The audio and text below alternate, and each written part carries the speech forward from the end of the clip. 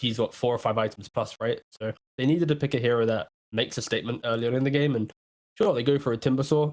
Isn't really a lot of damage to kill him off in this game throughout the entire portion. It's like maybe some Scardy timing on Terrorblade, some like Maelstrom procs or something, but it's not really that inspiring. Some Arctic Burn from Wyvern as well. So yeah, I think Tundra, they should be able to dismantle this this map really easily. It seems like they like recognize this idea of just like the damage was already pretty low. They go for the Wind Ranger, and so it's like, okay, there's a little bit more damage coming out of the mid, bit of a playmaker, but then that early damage, that poke and stuff, just completely non-existent versus the Timber Saw. So 9 finds a free lane.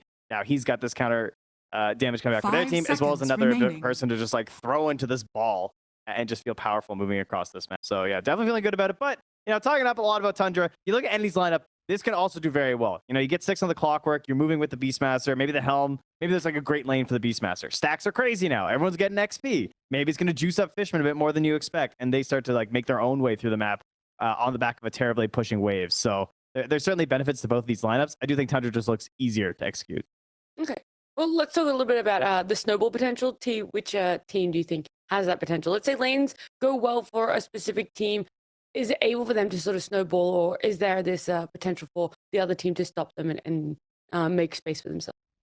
I think it's Tundra's game to do whatever they want in like the first half an hour. And then after that, things can get dicey where items start really coming in line. So I think it's Tundra's game to snowball up and try and close it out. Otherwise, it will become this like super awkward, long, drawn out Terrorblade Windrunner running around the map doing all this dumb shit. So yeah, I think I'm favoring Tundra just for the fact that they should be able to, in theory, close out this game. Okay, well, let's see if they're able to close it out. Let's get into the start of this game on Tundra up against Entity with T-Bander and Fear. Thank you, Nat and the gang. And of course, as we're heading over to the second series of the day, both of these two teams coming out of a victory, and one of them is going to have to suffer their first series loss. But heading over to these drafts, Fear, they're kind of talking heavily about Tundra's playmaking capability, but I also see a lot of routes for Entity. They have heavy team fight, a lot of ways to initiate, and ways to play around the map. But as we saw on the first production day, those Wisdom Runes come into a massive advantage if you're able to play the 7 and 14 minute ones and just dominate from there. Yeah, I mean, this patch in general is very snowbally, and I think Tundra has concocted a draft here that will allow them to snowball quite easily. However, I do think if it goes into the late game, they're not able to secure those early advantages. This Terrorblade will have the upper hand in the late game if he's able to keep up a network. But I do believe like the Timber Saw mid, it has similar vibes, but not quite the same as like the Lycan saw the other mid lane. It's not going to make a lot of plays on the map, but they do have other ways to make plays on the map. They have the Spear Breaker, they have like the Visage Birds, even Speeder on a hero like Bloodseeker can create a bit of bow. So I'm really looking forward to Tundra and how they can play aggressive and if they can close out the map. If not, Entity, if it becomes a passive game, they're going to be quite happy with that with the hero they have. Yeah, especially considering like those last phase bans that kicked in, this TV and his hard counters are basically out of the game. But if you get to that specific point where the Terrorblade feels a bit unstoppable, he's got a lot of chances to just stand and fight, stand and deliver, basically. As you know, Watson, I'm always excited to watch him play the TV. I've been a big fan of his TV for like the last 2 years since he was playing in Bates. I know this is no surprise to you, mentioning the Bait name, but if he gets to that point of the game, it could just be his to carry the team. As most Terrorblade performances, right? This hero is designed to just put his team on his back and carry. If he's the type of player that likes playing like that, he's got the perfect hero for him. They're starting with a tri-lane in the safe lane here. A little bit interesting. Take an interesting approach to that. Yeah, aggro try versus try in the top lane. So what can they achieve with this lane, especially the lane to basically decide to get the first kill could almost dictate this is a one lane at that point. They have heavy rolling capability on the side of Entity. The Tundra, they've got a really nice amount of reliable kind of poke, and Katselmi looking to go down. There's going to be the first blood going on the side of Tundra, and that relentless level 1 poke that they have with the soul assumptions, with the sticky bombs, it really hurts. He really wanted that courier on the Wyvern. Katomi, he just wanted to finish 33's courier, put him in a bad positioning. I can't believe how many times this actually works when you are playing the Visage. Double soul assumption in the first blood. At least they find themselves a secondary kill. Tundra, they've been very efficient with those first bloods. In the first series, they got 3 of them. Basically every single game they got the kill on board. That's going to be 4 games in a row that they've been able to get first blood. And now the second one as well, followed up on the Beastmaster. So talk about the volatility of this offlane on the side of Entity when you're going up against Bloodseeker and the techies. Like, Beastmaster needs a relatively good start for himself, and already dying this early. Do you see some indicators in the air? This lane is already difficult. Bloodseeker as a hero as a whole is very strong at the lip stage, especially against a Beastmaster. You don't really mind the axe spam because you can just continuously keep healing yourself up unless you get too many stacks on you. So Skater should be happy here. On top of that, getting the kill, it should be a free lane for him. The big question mark is going to be, can this Terrorblade have a good laning stage against 33, or will he end up dying a couple times to soul assumptions? If he does manage to get that minute 3 mark and gets the range drop available, I think 33 will start struggling here. So it'll be a situation where both carries should be relatively free farming here. And if you're Entity, you're pretty happy with that. The real question mark for me is, how is this Timbersaw versus Windranger matchup, and what can these heroes do when they acquire a little bit of farm? Yes, that is one of the things that Tundra is looking for, is a 9 rotation basically to the top lane and just try to get that early kill onto the Terrorblade, slow down his game a little bit. But we've been in these scenarios before where you put heavy emphasis on shutting down the TV early, and if that's the only playbook that you have, you're not going to win this game, because we've seen from time to time that TV might have a difficult start for himself, but everybody else is having a good game. And looking at the top lane as well, Fishman, he's just soaking up these soul assumptions constantly off of the Visage and trying to buy Watson some time. So he's playing very sacrificial, and he's going to have to bring a lot of extra regen to keep this up. And like you said, 3 minutes, if you get these raindrops up, that's going to help out a lot. Yeah, Toby in trouble, but so Snaking, very low on HP, so Skitter. Maybe Toby's the one to drop first. Toby trying to get the kill onto Snaking. He will get away, gets the salve off as well, and Toby will live. But this Wyvern's not done with his hunt yet. Wants to break the salve off of the techies, but looks like he's not going to be successful in doing so. Yeah, they jumped on him with the blast off with the sticky bomb, but Skeeter was just a little bit off the mark with the blood right, allowing Entity to turn that in, not into a kill, but just at least Toby not dying there. So big win for them. Being able to poke the whole time, also very important, especially once against a Bloodseeker lane. Basically, if you just let the guy do his thing and only do minimal poke, Bloodseeker's just going to be very happy with that and continue to regenerate out of it. So you're either going to full commit or just focus on your own game. Yep, for sure. And Terrorblade is absolutely free farming now in this scenario as Fishman. We have another soul assumption. Fishman should go down here. Vision? Oh, no vision, actually. Fishman walks away. Didn't want to pop the stick there on 33 to finish that kill. Has been killed. Right, it's a bit too far away. Like, he is low on HP, so Saksa could just go for a charge, but he's going to let him go. They know that if they can poke Watson here, as their time has arisen, they're pretty happy with how things are going so far. Everybody's picking up nicely on CS. Toby may be lagging behind a little bit, but that's, of course, we've already mentioned this lane is super hard for him. Well, 9 poking Stormstormer under the tower.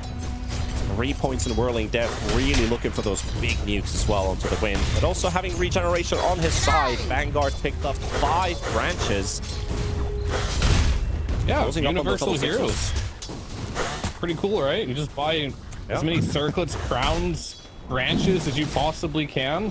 Get that bonus damage. Big battle again. Katsumi going to be dropping. Tundra finding a 3rd kill, and Toby can't do much to help him out.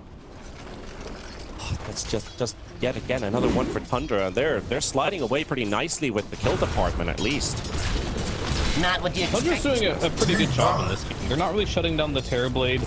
They're still farming on the Wind Ranger, but I think the pressure is going to start happening now that you do have this Vanguard available. Level 6 on 9. He might need his Arcane Boots first before he applies too much pressure in mid lane here. And it's like, what rotations can you make on Entity to stop this guy? Pretty much done. So it's really going to be how well can Stormer deal with 9 on his own and keep him at bay, as they will put 33 in the tower. Yeah. It is the power of the TV. Just go straight at him.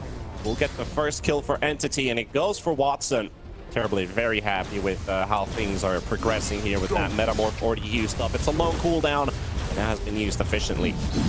And that's why they snagged this Terrorblade when they did early on the draft. They saw the Visage, The first couple levels are very volatile for the Terror Blade, but once you get to the infused raindrops, you get the magic wand online, you no longer really care about this Visage, and if you ever get on top of him with the Metamorphosis, he will die immediately. So this lane doesn't get any easier for 33, and Watson off to a really good start here. Just what he needed. And mid lane 9 will finally get his level 6, but a little low on mana. So I think Stormstormer's doing a pretty good job just containing 9 for now. Yeah, just vibing for now. Just vibing. I mean, these are slightly stressful vibes, but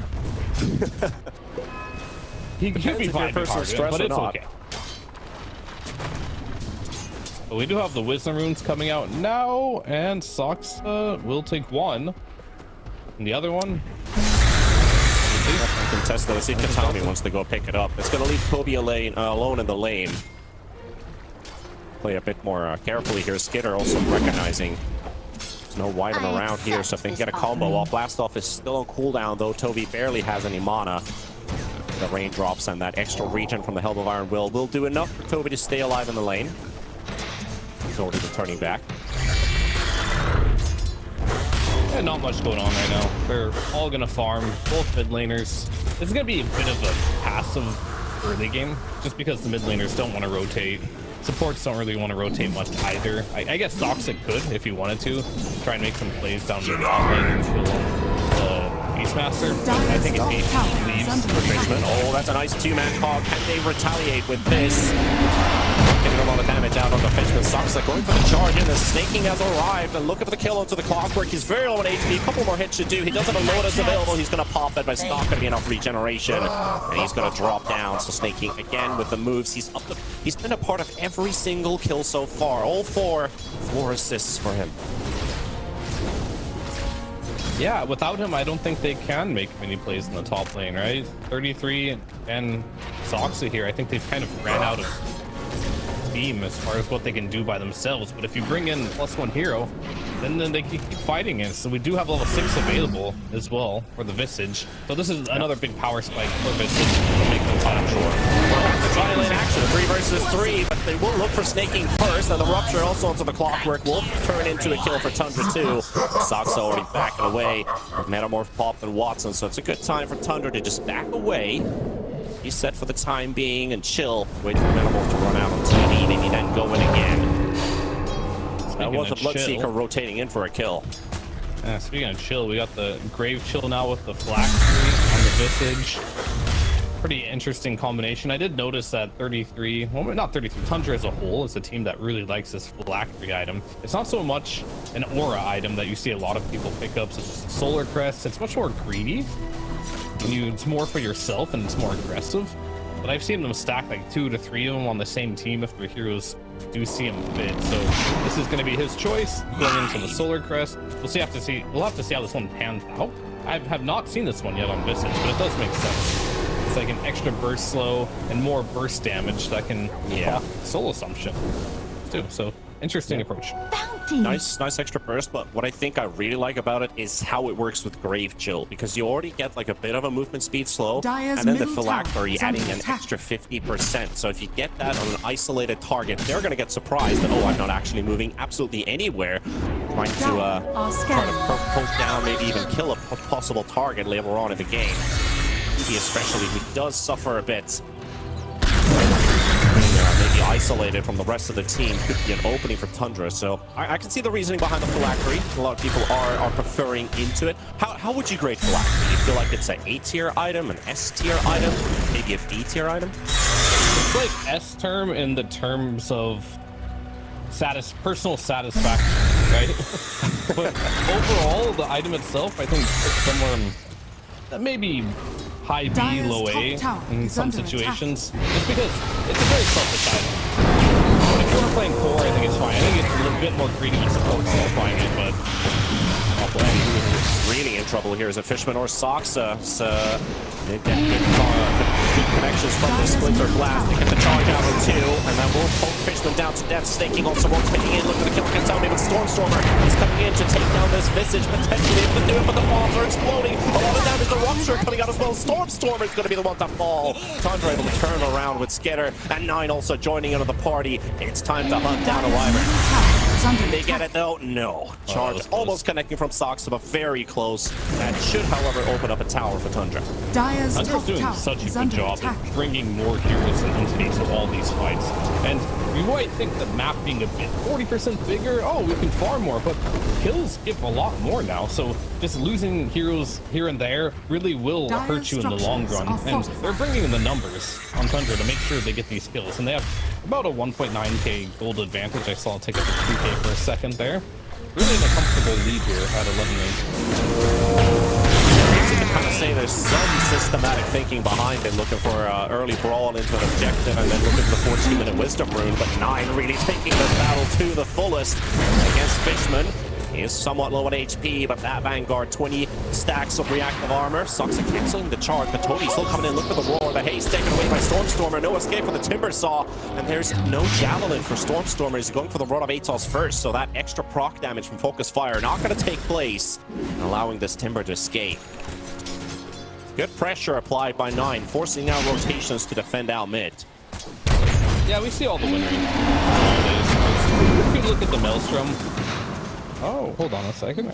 It doesn't have any circlets or crowns built in it for a universal hero, so you get a lot of bonus damage just by going on. Arguably, Dire's maybe top tower. Maelstrom would have been better if this is the top lane. Tony? That's a good play here. Not going to be quite enough, but is their backup arriving? Ranger quite far away, and Katami of his Watson actually just wants to stay farming, so just a casual curse. But I agree with you, like the build up on the Rod of Atos, like just getting raw extra damage. I guess that could help out in the regular pokes, because once you do pop that Focus Fire, Timber is not really a target you're going to be killing anyway, while Fishman seems to be much of an easier pick up here in the bottom lane.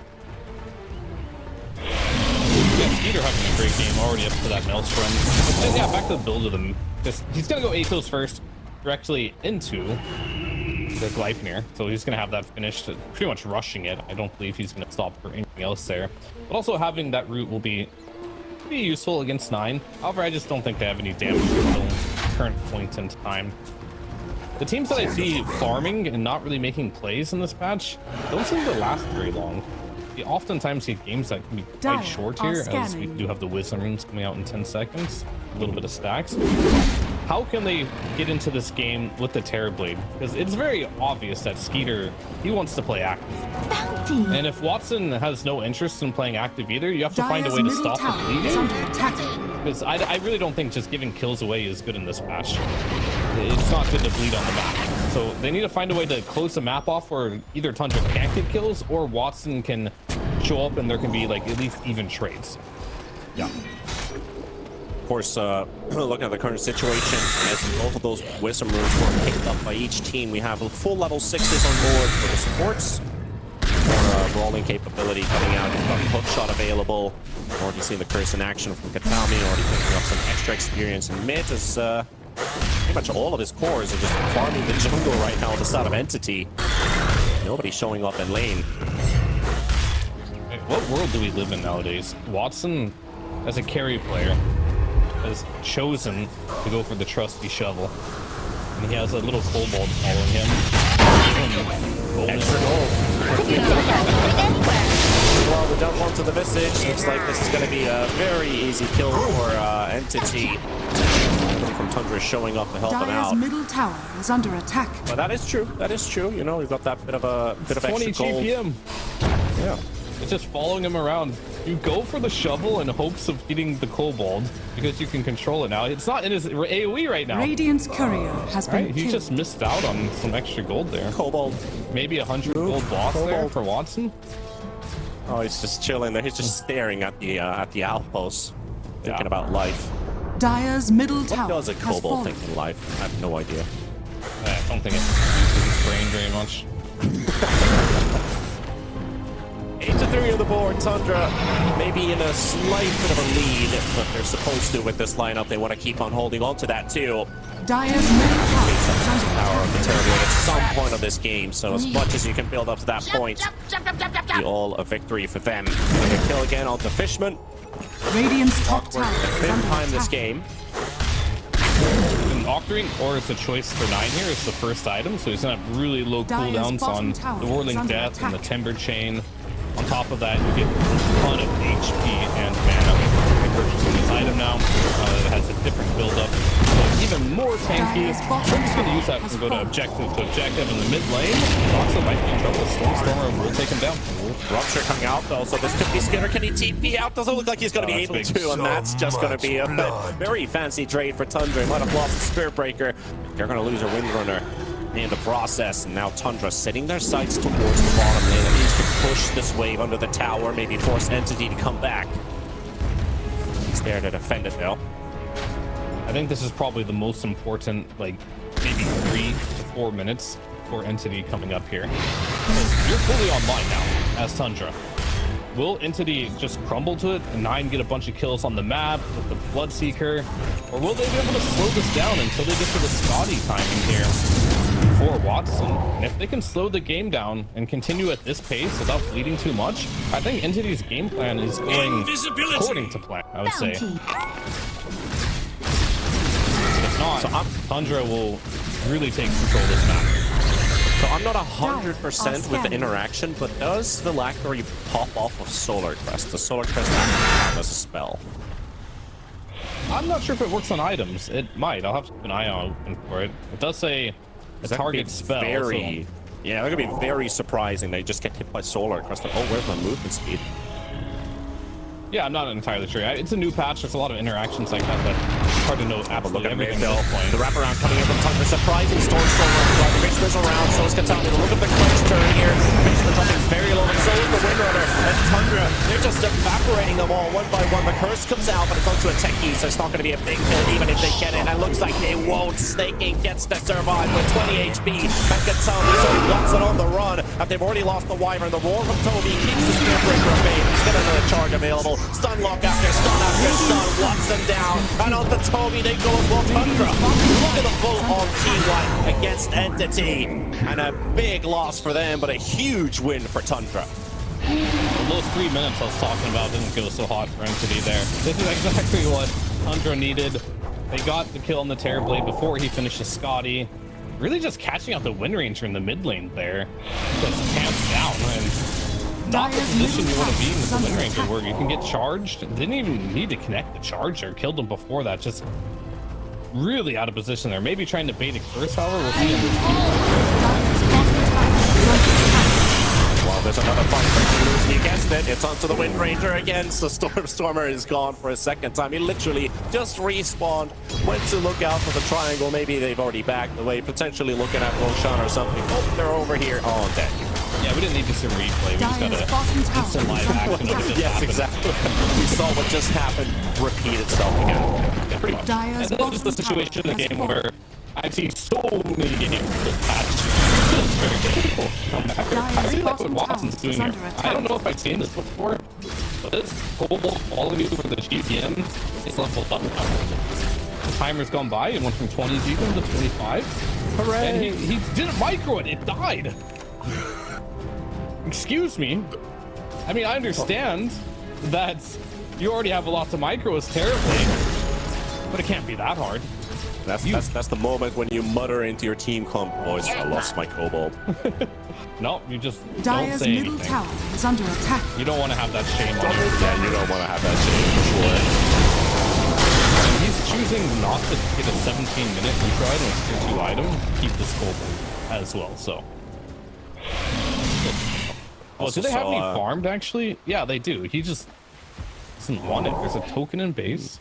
Oh, I have the wrong team selected now. Yeah, either way, he does have it. Okay, Specialist Array is selected for him. An interesting game as well for the Spirit Breaker, considering the Wind Ranger is in the game. You've got Planar Pocket picked up for yourself, so you could technically just soak up a shackle shot onto you instead of your ally. So bulldoze up. Stormstormer's looking for, oh, I see a Bloodseeker. Oh, I see a Bloodseeker. Shackle shot. He soaks it for himself, and hey, the whole different world. Alright, Roshan. Absolutely not, but maybe they can take a fight after. Great positioning. Absolutely great positioning. He can just give his life away, and his team is finishing off the Roshan. No, he's... Oh, shot does connect. Beautiful catch from Fishman. Roshan has fallen The into the fisherman, lake. he's found himself a big fish. But this fish is really fighting Radiant's back top against the tower is reel. under But Fishman attack. finally going to get him. But meanwhile, H is picked up for Skitter. 100 with gauges. Stormstormers resorting to using Focus Fire here onto ancient granite golems. Things not going so hot here for Entity. I really liked what he decided to do there in Sansa. Take the tension away, secure that they have a free Roshan there. He'll be back in 12 seconds. And Entity They want to fight, yeah. Exactly, a very aggressive positioning here. Is this the place to be? Or is this not the place to be? At least Visage the Curse already burnt out. Tell me, he's got the Blink Dagger, blinks himself away, trying to go with the TP out, the blast off. Can't even channel his teleport, so he knows he's done for. He's gonna open up into a push. Meanwhile, Saksa charging in onto Toby, finds the Beastmaster. Does he have the backup though? He's going for the roar, but he's gonna get interrupted with that Nether Strike and still takes down Toby as the rest of Tundra show up. Radiant's middle tower A bit has fallen. underwhelmed with some of these newer heroes coming into play. The Wind Ranger, I'm not sure. This hero might be quite good. However, the Timbersaw seems like it's doing its job, like what this Wind Ranger has to offer. We haven't really seen Stormer have much impact in this.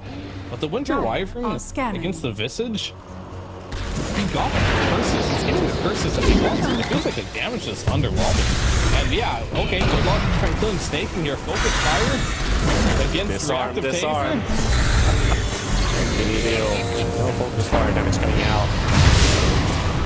That snaking techniques, you could say even a technical counter towards Stormer because he can't do much. He only takes a huge whirling death to the face. We're gonna have to keep 9 at bay. Almost turned into a kill, so both supports get to walk out from that fray.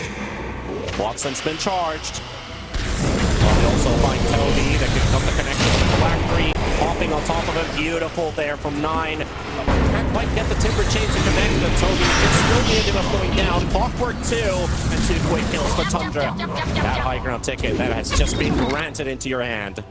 Discount price.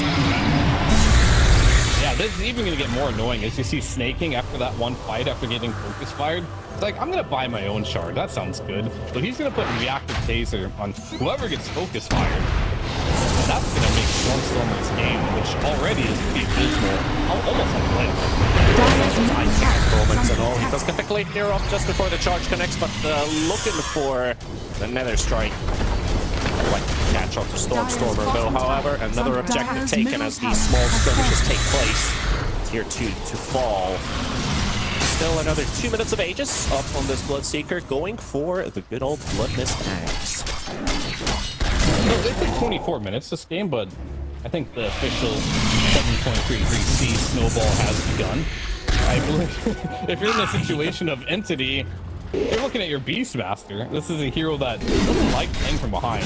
Speaking of heroes that just haven't had much impact, I feel like Toby Dire's top has tower got is under roar attack. off this game, maybe, but we haven't really seen him be able to accomplish defensive too much ones. into the laning stage. Yeah, I mean, they started tri-lane. Maybe it all goes back to the tri-lane situation where Katomi really wanted that courier, got first blooded, and Toby died bottom lane as a result of it.